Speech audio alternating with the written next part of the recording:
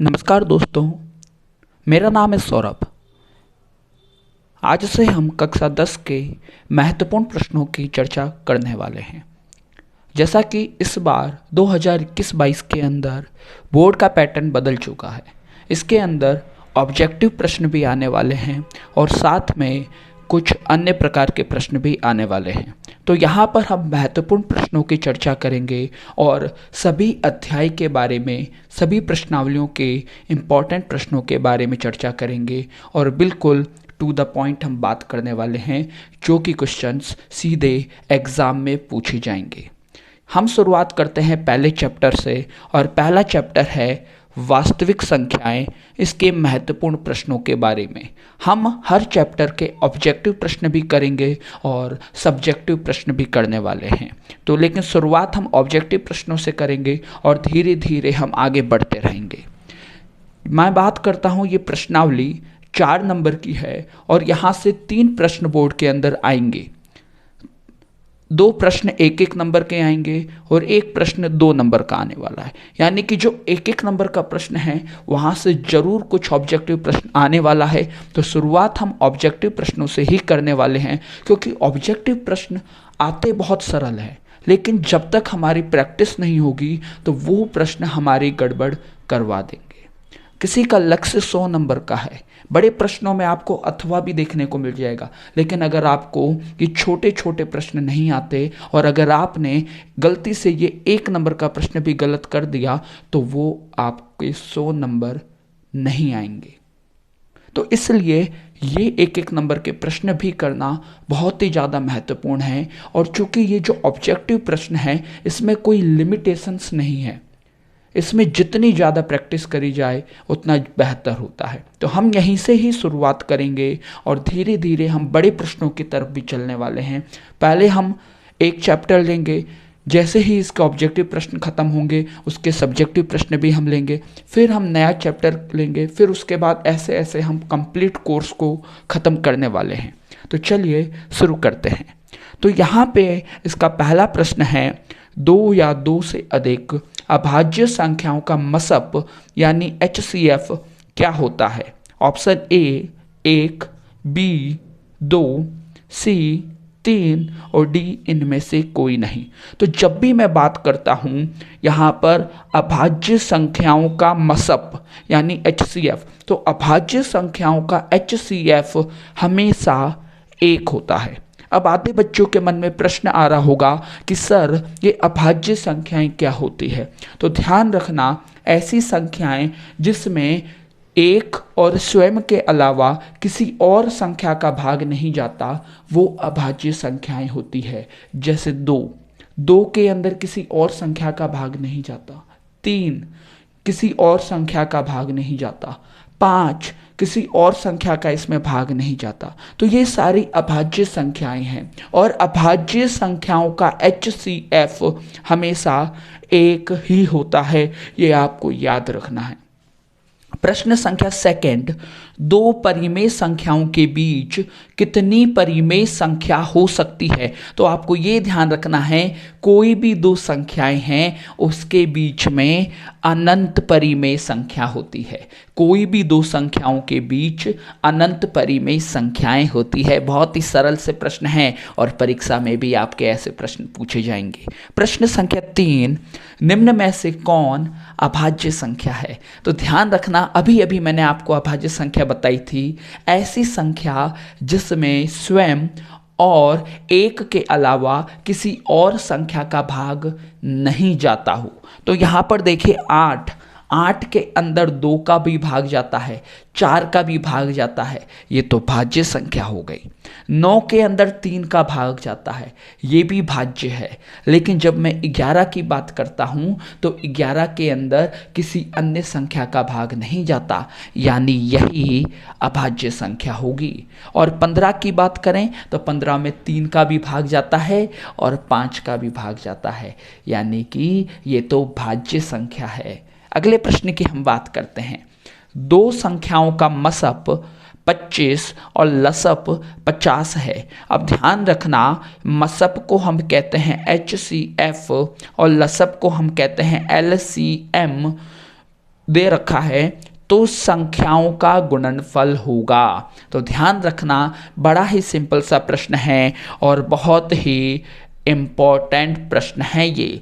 तो यहाँ पे ध्यान रखने वाली बात यह है कि कोई भी दो संख्याओं का गुणनफल, कोई भी दो संख्याओं का गुणनफल उनके HCF और LCM के गुणनफल के बराबर होता है। कोई भी दो संख्याओं का गुणनफल उनके HCF और LCM के गुणनफल के बराबर होता है। तो देखिए HCF दे रखा है 25 और LCM दे रखा है 50। जब मैं इनका गुणा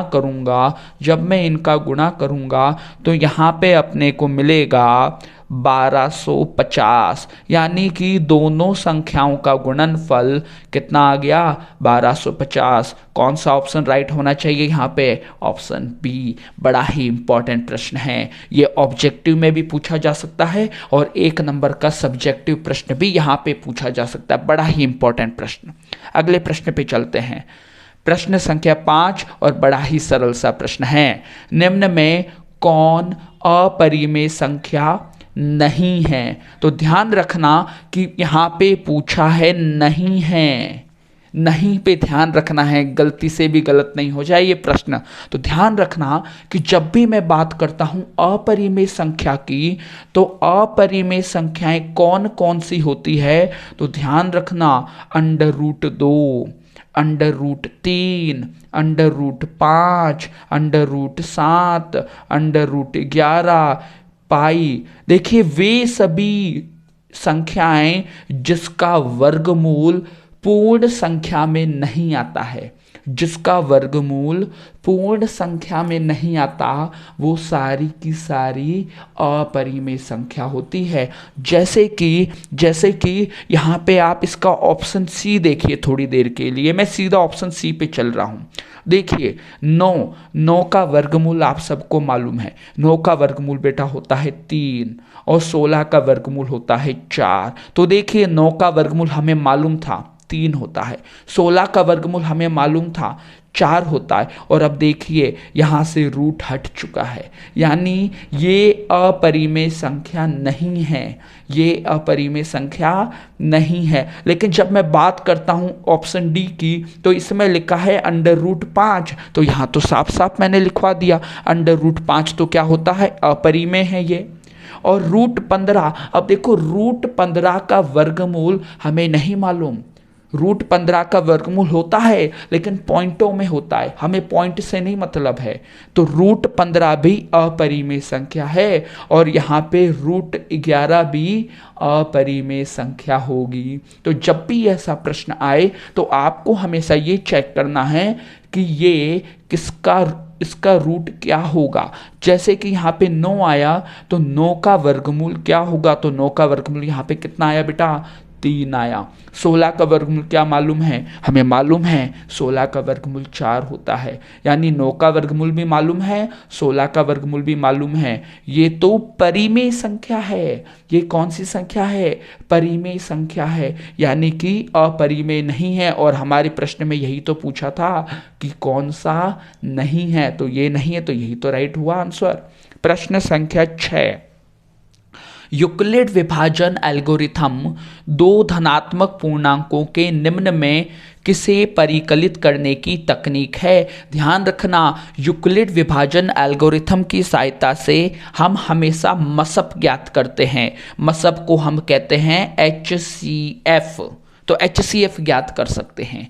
चलिए वापस से एक प्रश्न आ गया, निम्न में से कौन परिमेय संख्या है? तो ध्यान रखना, परिमेय संख्या क्या होगी, देखिए 3 बिल्कुल परिमेय संख्या है। लेकिन ध्यान दे अगले ऑप्शन पर, यहाँ पे देखो 2√2, तो √2 तो अपरिमेय है, यानी ये पूरा अपरिमेय। यहाँ पे देखो √5, तो √5 भी अपरिमेय, यानी ये पूरा अपरिमेय बन गया। अब √6 का वर्गमूल तो हमें मालूम ही नहीं है, पॉइंटों में होता है लेकिन हमें मालूम नहीं है, तो यानी ये भी कैसा है, अपरिमेय। क्वेश्चन नंबर 8 पे आइए। तो ध्यान रखना 7वें में परिमेय संख्या पूछी थी और परिमेय संख्या क्या होगी, यहाँ पे 3 होगी। प्रश्न संख्या 8, दो क्रमिक सम संख्याओं का HCF। अब देखिए जब भी ऐसा प्रश्न आए तो आपको क्या करना है, यहाँ पे क्या लिखा है, दो क्रमिक सम संख्याएं।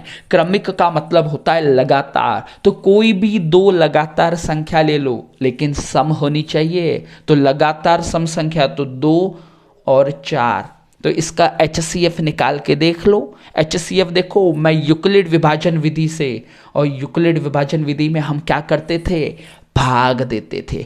तो छोटी संख्या में बड़ी संख्या का भाग देकर देख लो कितनी बार भाग जाएगा, 2 बार गया, और ये तो क्या पूरी पूरी बार भाग खत्म हो गया। अब आप देखिए भाग किसके कारण खत्म हुआ, इस 2 के कारण खत्म हुआ, यानी इसका HCF कितना होगा, 2 होगा। अब किसी के और के मन में प्रश्न आ रहा होगा कि सर आपने तो 2 और 4 लिया, अगर मैं कोई दूसरी सम संख्या लूँ तो लो, कोई फर्क नहीं पड़ता है।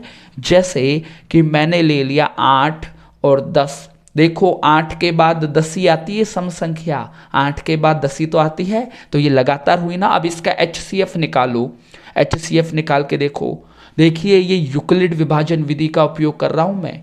8 का भाग 1 बार गया, 10 में से 8 गया 2। अब देखिए भाग अब यहाँ पे और नहीं जाएगा, तो इस 8 को मैं ले लूँगा आगे ऐसे, और अब कितनी बार भाग जाएगा 2 का, 4 बार, यानी भाग खत्म हुआ।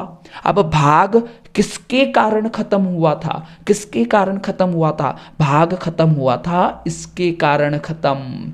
तो यानी कि HCF कितना आया, 2 ही आया। तो इसको आप सीधा भी याद कर सकते हो, 2 क्रमिक संख्याओं, क्रमिक सम संख्याओं का HCF हमेशा 2 होता है।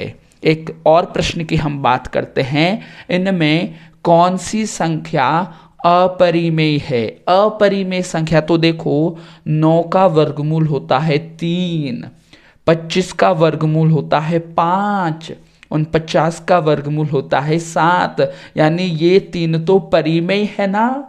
और जो बच गया √20, तो 20 का वर्गमूल तो हमें मालूम नहीं है, होता है लेकिन पॉइंटों में होता है, पूर्ण संख्या में नहीं होता।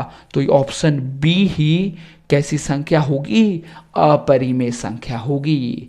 धन्यवाद दोस्तों, आज के लिए इतने ही प्रश्न काफ़ी हैं, और अगले प्रश्न इसके सेकंड पार्ट के अंदर आपको मिल जाएगा। दूसरा वीडियो बहुत ही जल्द आने वाला है। धन्यवाद।